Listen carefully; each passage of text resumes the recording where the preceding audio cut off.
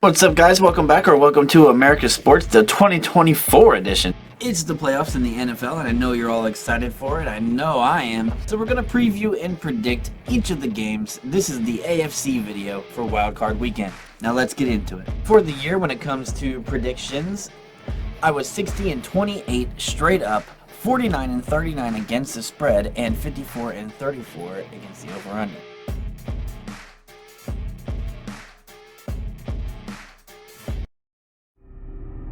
Alright, we got the Browns at the Texans. The Browns are 11-6, 3-5 on the road. The Texans are 10-7, while being 6-3 at home. This is the only AFC road team that is favored, the Browns, favored by 2.5, with the over-under at 44.5. One of the Browns' road victories was against this Houston Texans team, but you have to take it with a grain of salt because Stroud and Nico Collins, among others, did not play in that one. One thing of note, this is the game where Amari Cooper went fucking crazy and destroyed everyone in fantasy unless you had him. I went up against him in 2 leagues. Nevertheless, the Browns were 4-0 against the AFC South. The closest that any team got was the Colts, and they lost 39-38. At the same time, you got to give a lot of credit to Houston too with their rookies. They're a very young team, and they already show signs of being a team that is going to be here to stay. So whether they win or lose, the year was a major success for them. The Jaguars were heavy favorites to win the division at the beginning of the year, and they didn't even make the playoffs. So there's something to be said about Houston, who 3 of their last 4 games were against division opponents, and they won all 3 of those games when they needed to. The only team they have lost to in the last month is this Browns team. Joe Flacco and his resurgence in the NFL is a great story, but an on-the-road record is what scares the hell out of me, as this Browns team is just not the same as they are at home, on offense or on defense. Houston's injury report makes the wide receiver list a little thin, but I do expect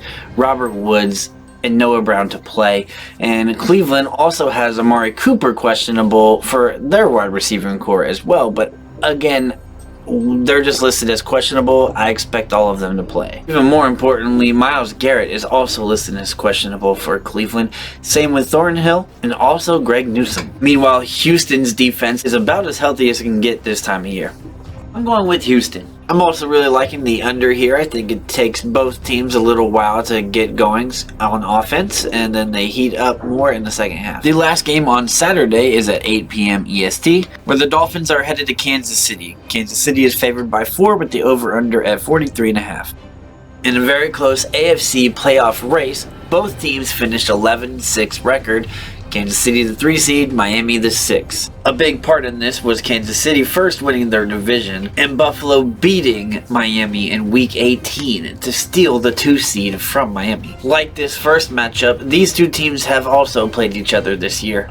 It was a game that the Kansas City Chiefs won. Chiefs held the Dolphins to 0 points in the first half, while the Dolphins scored 14 in the second half, losing 21-14. Even though for the year we have the second highest scoring team in the league playing in this game, this is actually a lower over-under than in the earlier game on Saturday. At the beginning of the year, there's no way you would have believed that that would be the case.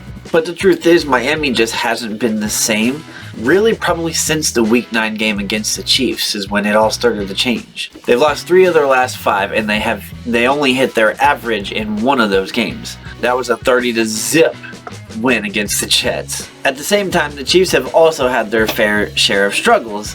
Now, at least the Chiefs have won a couple games in a row, and they have a great defense that they can lean on if Mahomes and Kelsey get going. The entire AFC does not want to see that. The Chiefs have a few guys that are questionable, but I would expect all of them to play. As for Miami, they've got a whole slew of guys on the injury report and listed as questionable. While I do expect most of them to play, a law of averages says that at least 1 or 2 of them probably won't. I also think Tua's confidence has dropped a little bit, at least when it comes to his schemes against defenses. If you go back to that game against Denver, look how confident Tua is with the ball. This Tua has not been the same Tua that we've seen the last few weeks. And of course, this isn't all on him. When the Dolphins came out at the beginning of this year, they were running things that the NFL just hadn't regularly seen, and NFL defenses were not caught up to it yet. I think NFL defenses are now, especially one of the best defenses in all of the NFL, the Kansas City Chiefs. So I think Tyreek's going to play his ass off, and I think even if Mostert doesn't play, H-Chan will also have a good game. That said, I like the Chiefs to win by a field goal. Butker hits a game winner or wins by 3. So they don't cover, and I'm sticking with the under again. The Chiefs just do not let you score a lot of points. They just don't. For the AFC, the last game of the Wild Card weekend, is the 10-7 Steelers at the 11-6 Bills. Buffalo favored by 10 and the over-under at 36.5. The Steelers are 5-3 on the road, while the Bills are 7-2 at home. The Bills have better offensive numbers and better defensive numbers too. Especially now that we know that TJ Watt is not playing in this playoff game. They've got a tremendous edge. I mean, we're not going to beat around the bush here. Watt is the heart and soul of the defense and, in my opinion, of the whole team. Where the Steelers do have the advantage, though, is taking care of the football. They're also really good at turning you over, and the Bills are really good at turning over the football. I'm thinking the defense or the special teams is going to have to score a touchdown here. Now, Mason Rudolph has also been playing good football, but you have to wonder how long that's going to last because he is a backup, so backups eventually, run their course. The only way I see it happening is if the defense or special teams, or maybe even both, score a touchdown in this game, and they somehow hold Josh Allen and James Cook in the rush game as well. The Bills have wide receiver Gabe Davis and defensive back Rasul Douglas questionable. Other than that, that's pretty much it when it comes to the injury report. And as I already mentioned, for the Steelers, TJ Watt is out with Minkah Fitzpatrick also questionable, but I'm assuming that Fitzpatrick is going to play. If Fitzpatrick does not play, it's truly... I give a ton of respect and a shout out to the Pittsburgh Steelers for just making the playoffs. They did all that they could to get in this year. And also big respect to Buffalo for forcing their way into a 2 seed. Week 12 they lost in overtime to Philly and then went on to win 5 straight, including Dallas and Kansas City in that win streak, to get where they are today. And I do not think it ends here for Buffalo. I think Buffalo wins this game pretty handily. I'm going to say they do cover this, and I'm going over in this one because even for a playoff game with 2 really good defenses, 36.5 is very low. And while I don't expect Pittsburgh to score a whole lot, I think Buffalo has a good chance.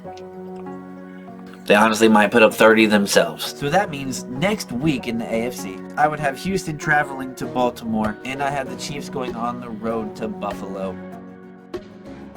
That's going to do it for this video. Be sure to check out my NFC wildcard predictions coming up. And also be sure to comment what you think will happen this weekend in the playoffs.